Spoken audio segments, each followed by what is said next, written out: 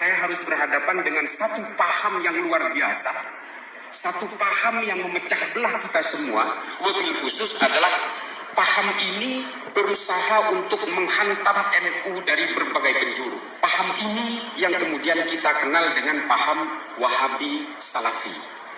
Nah, saya tidak akan pernah mundur dengan pernyataan ini bahwa hampir 100% teroris yang ditangkap oleh Pak Tubagus Ami Prindani ini, Pak Tubagus Ami Prindani ini adalah jenderal pertama dari Akpol 97. Tepuk tangan untuk beliau.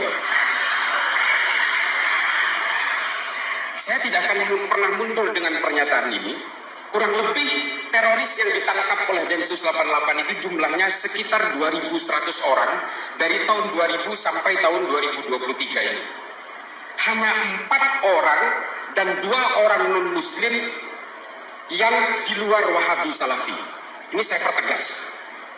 Dari 2.100 hanya 6 orang yang tidak berpaham Wahabi Salafi. Saya pertegas lagi.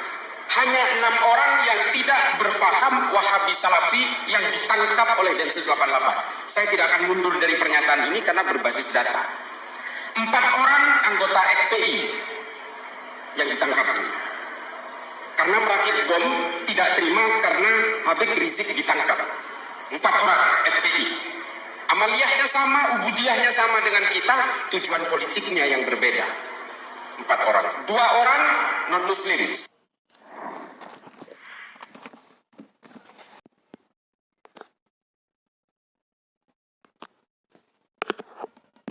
Assalamualaikum warahmatullahi wabarakatuh.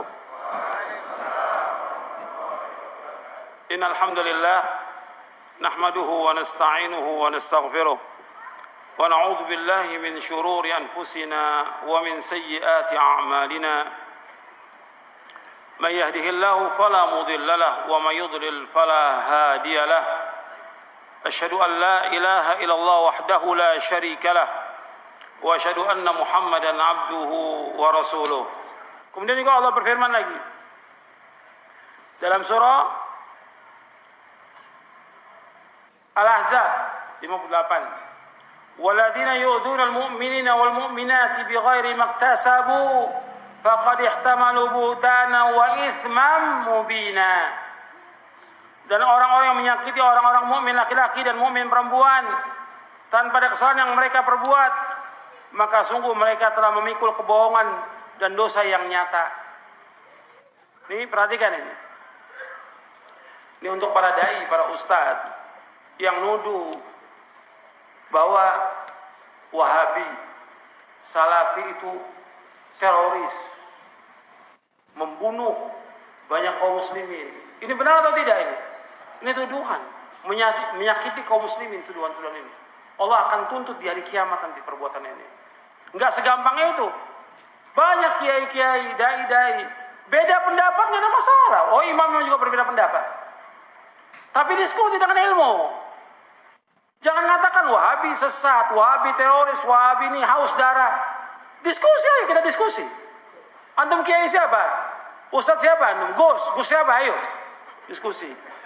Tapi jangan nuduh. Haram hukum dalam Islam menuduh itu.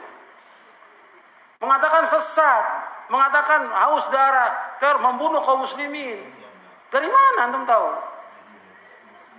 Dari mana? Enggak baca. Cuma kata orang.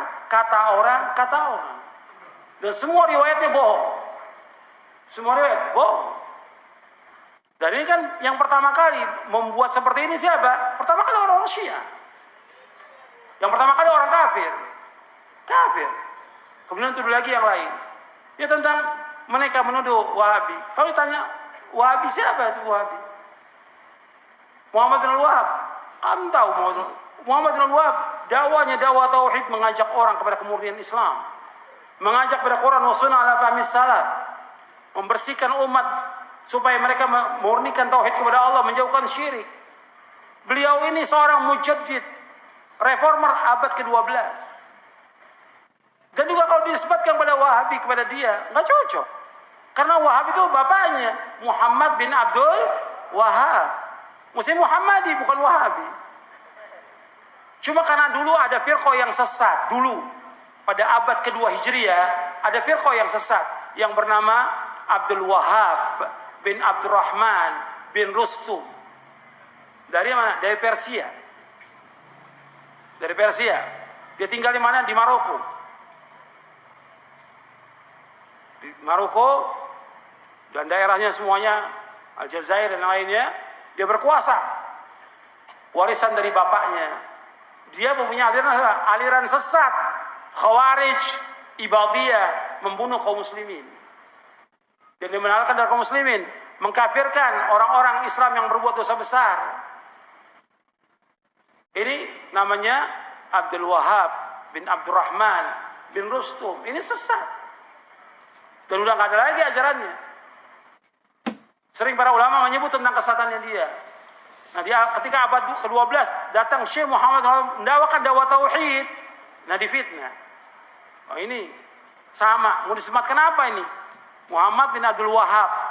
Ini mendawakan dakwah tauhid, menghancurkan kubur-kubur yang tinggi yang dibangun, melarang orang berbuat syirik, melarang orang berbuat bidah. Ini apa? Musuh nih. Sehingga para penjajah, orang-orang kafir dari Inggris, Perancis dan yang para penjajah itu apa yang pas disematkan? Wahabi. Dan gampang. Supaya orang lari dari dakwah ini. Jadi yang pertama kali setan membisikkan kepada orang-orang kafir. Orang kafir membisikkan lagi kepada siapa? Kepada tokoh-tokoh ahlul bidah ini yang menyesatkan. Apa? Pokoknya yang gampang, kalau ada orang yang mengajak orang kepada tauhid, melarang orang berbuat syirik, oh Wahabi. Mengajak orang kepada sunnah, melarang bidah, oh ini Wahabi. Ini tuduhan. Dan gak boleh seperti ini dalam Islam. Ini menyakiti hati kaum mukminin. Apalagi menuduh Syekh Muhammad Wahab, seorang mujaddid, orang soleh. Orang soleh. Antum bisa lihat dia orang baik, dipuji oleh para ulama seluruh dunia. Dan juga bagaimana dia dari buku-bukunya antum bisa tahu bagaimana kehidupannya dia, bagaimana ilmunya, bagaimana dakwahnya. Jadi ini menyakiti yang seperti ini. Mestinya orang Islam nggak seperti itu. Kita lihat mereka nggak mampu untuk diskusi, nggak mampu untuk adu hujjah. Yang ada apa? Celaan. Sama seperti orang-orang kafir dulu. Orang kafir ketika Nabi mendakwakan dakwah tauhid nggak mampu untuk mengatakan jangan hati-hati kepada Nabi. Apa yang gampang? Orang gila, penyair, tukang sihir, supaya apa? Supaya orang jauh dari dakwahnya Nabi SAW. Sekarang yang gampang apa? Wahabi. Kalau ditanya Wahabi mah nggak paham dia, suruh jelaskan. Kayaknya apa sih Wahabi nggak tahu. Jadi ini tuduhan, dan tuduhan ini berat di dunia, berat di akhirat juga. Makanya di sini akan dituntut oleh Allah, dan ini kebohongan. Dia akan memikul apa? Kebohongan dan dosa yang nyata sampai hari kiamat. Cukup sampai di sini kajian kita. Wassalamualaikum warahmatullahi wabarakatuh.